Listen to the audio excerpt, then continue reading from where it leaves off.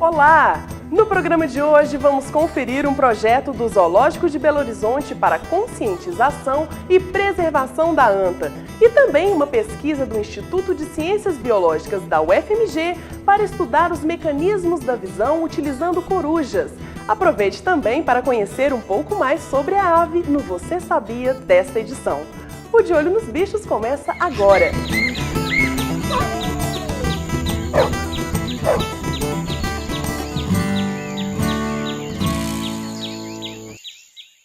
É do senso comum atribuir burrice à anta, mas um projeto do Zoológico de Belo Horizonte quer desmistificar essa relação e ainda realizar um trabalho de conscientização ambiental voltada para o público infantil.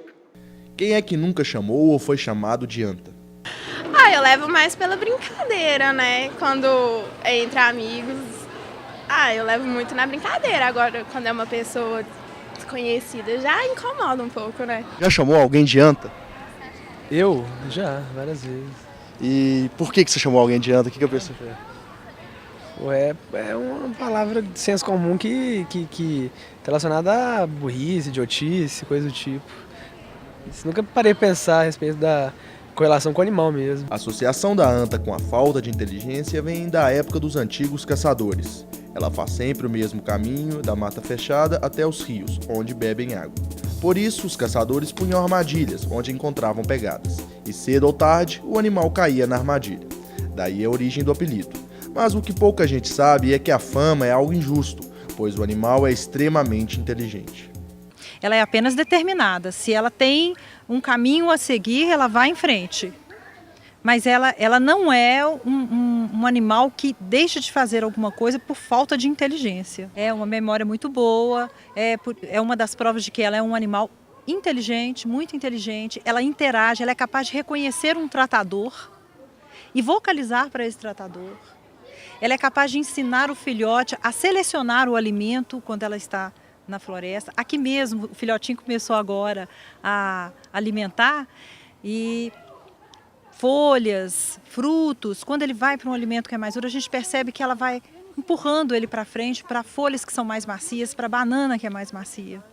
Então é um animal muito inteligente, né? Aqui em Belo Horizonte, para quem tiver a curiosidade de conhecer um animal, basta vir ao zoológico da cidade e ver de perto essa beleza da nossa fauna. O Zoológico de Belo Horizonte faz parte de uma campanha nacional de conscientização ambiental e preservação dos animais da fauna brasileira. O primeiro a ser abordado por aqui foi a anta. Crianças se reuniram para aprender um pouco sobre o animal. É uma campanha nacional, ela é promovida pela Sociedade de Zoológicos do Brasil. E então está acontecendo, a partir agora de outubro, vai acontecer em todos os zoológicos brasileiros.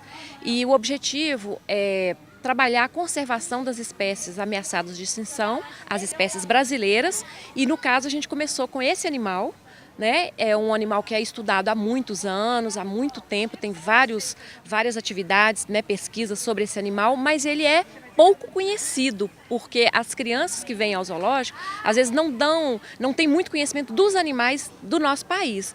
E a anta, ela tem uma fama negativa, de que é um animal pouco inteligente, às vezes as pessoas colocam apelido um no outro, você é uma anta e tal. Então a gente começou, escolheu agora o mês de outubro, o mês das crianças, para poder conversar com elas sobre a importância ecológica desse animal.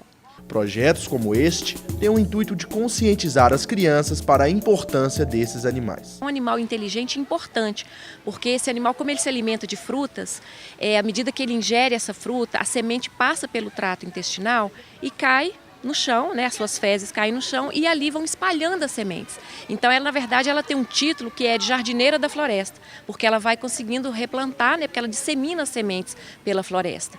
E como as nossas florestas estão muito degradadas, e aí a gente está perdendo também o habitat desses animais. Então elas estão conseguindo perceber isso, a importância da gente conservar esses animais e conservar o nosso ambiente. Francisco participou do projeto e ficou surpreso em conhecer a anta. Ele garante que tinha uma imagem diferente do que o animal realmente é.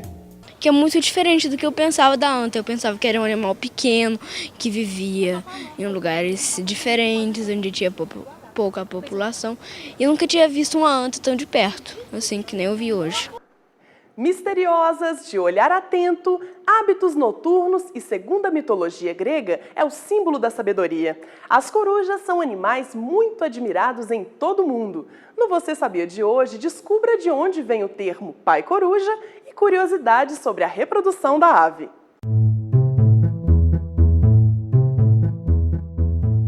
O período de reprodução das corujas depende da espécie. A prole é de cerca de 5 ovos por gestação. Depois da eclosão, o macho cuida dos filhotes por 2 meses, até que eles aprendam a se defender. A maioria das espécies faz seus ninhos em árvores, mas algumas corujas, conhecidas como buraqueiras, escolhem áreas de relvas baixas junto às árvores. Elas cavam no chão verticalmente e depois prosseguem horizontalmente até o ponto definido, para deixar o ninho livre de predadores. O macho fica de sentinela na árvore, protegendo o ninho, principalmente durante o dia.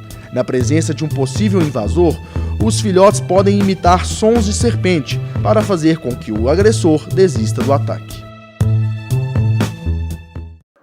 As propriedades da visão despertam o interesse de muitos estudiosos e são assunto de diversas pesquisas. Um exemplo disso é o trabalho do Departamento de Fisiologia e Biofísica do ICB, que investiga a visão das corujas em estudos de percepção. As aves, em geral, possuem um sistema de visão bastante desenvolvido. Tal habilidade é requisito básico para a alimentação destes animais, já que fazem com que elas localizem suas presas a longas distâncias. E uma pesquisa do Departamento de Fisiologia e Biofísica do Instituto de Ciências Biológicas da UFMG utiliza corujas licenciadas pelo IBAMA como modelo para entender alguns mecanismos neuronais da percepção visual. Conhecer melhor o funcionamento do cérebro que permite a função visual, que permite ver e a partir da percepção visual construir modelos sobre o mundo e realizar tarefas no dia a dia. Primeiro, a coruja é uma ave e como qualquer ave tem uma visão excelente, até mesmo uma visão que em alguns aspectos pode superar a visão humana. Em segundo plano, a coruja tem um ponto de singularidade na evolução de aves por ter uma visão bastante binocular, os olhos são frontalizados, o que lhe permite de extrair a terceira dimensão a partir da disparidade das imagens entre os dois olhos. Aqui, neste laboratório, é onde é feito o registro das respostas neuronais aos estímulos visuais. As corujas são postas em uma cabine. Alguns eletrodos são implantados no crânio do animal sem que ele sofra, e através de um monitor a visão é estimulada. Basicamente o que nós fazemos é inserir um eletrodo muito fininho no cérebro da coruja e captar os potenciais de ação, que são as respostas das células dos neurônios individuais isolados a estímulos visuais. Na verdade, cada vez que você escuta esse pec-pec, quando aumenta o número, quer dizer que ele está respondendo ao estímulo. Tá? Nesse caso, nós temos um estímulo dentro da cabine e toda vez que esse estímulo é apresentado no campo receptor do neurônio, ele aumenta a sua atividade. Mas não só aumenta, dependendo do estímulo, você pode ter uma diminuição da atividade também. Você não vai observar sempre um aumento. A pesquisa no laboratório é uma interface entre ciências biológicas e engenharia. Marco Aurélio é doutorando em engenharia biomédica e estuda a influência do sistema motor da coruja no sistema visual. Aqui no Laboratório de Neurodinâmica, nós estudamos a influência do sistema motor no sistema visual. No caso, como que as células, os neurônios do cérebro da coruja vão sentir talvez uma modulação em relação ao movimento que ela está fazendo.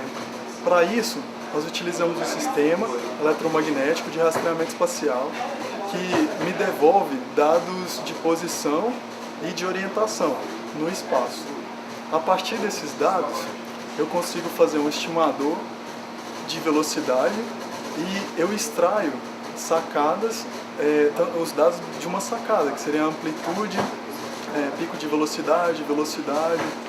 Um dos objetivos, utilizando esses dados de sacada, é montar um modelo cinemático, utilizando modelagem robótica, da cabeça e do pescoço dessa coruja, a fim de que a gente possa depois fazer uma relação entre o que aquele movimento em determinados músculos surtiu de efeito nos neurônios que nós encontramos aqui no VUSH dela. Existem vários movimentos que nós fazemos com os olhos para poder perceber o mundo, né? Para poder ler, fazer uma leitura de mundo. Um deles é a sacada visual.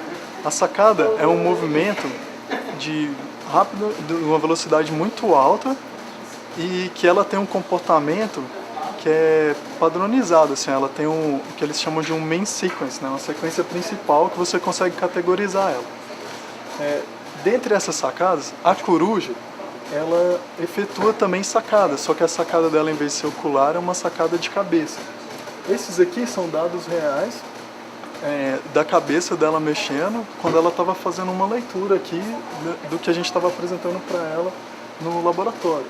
E a partir dessas sacadas individuais, a gente consegue extrair algo como essa sacada aqui, que eu consigo tirar parâmetros dela, como a amplitude dela, a duração dela, o pico de velocidade dela. E a partir desses dados, a gente quer estudar se o movimento que ela faz com a cabeça é semelhante com o movimento que a gente faz com os olhos. E no futuro, a gente gostaria de gerar um modelo, que é um modelo de pescoço e cabeça da coruja, onde eu consigo verificar qual que é a contribuição de cada músculo do pescoço dela nesse movimento que ela fez para poder fazer a leitura do ambiente. O professor Jerome, que é responsável pelo laboratório, garante que, em termos de aplicação, as pesquisas ainda são muito básicas, mas que, em longo prazo, é possível obter resultados satisfatórios para tratamento em humanos. Bom, em termos de aplicações diretas, eu diria que isso é uma pesquisa bastante básica, mas que a longo prazo pode permitir certas aplicações a partir nós estamos estudando os mecanismos num animal que tem uma eficiência enorme para realizar tarefas na base da visão. E esses mecanismos, esse entendimento que pode servir para construir agentes artificiais ou máquinas artificiais baseadas nesses mesmos princípios. Uma ideia de engenharia bioinspirada, né? Para incluir certos mecanismos que nós encontramos e entendemos cada vez mais na coruja e transportar isso por um sistema artificial autônomo. Nosso programa chegou ao fim. Todas as novidades estão nas páginas das redes sociais. Obrigada pela companhia e até o próximo De Olho nos Bichos. Tchau, tchau!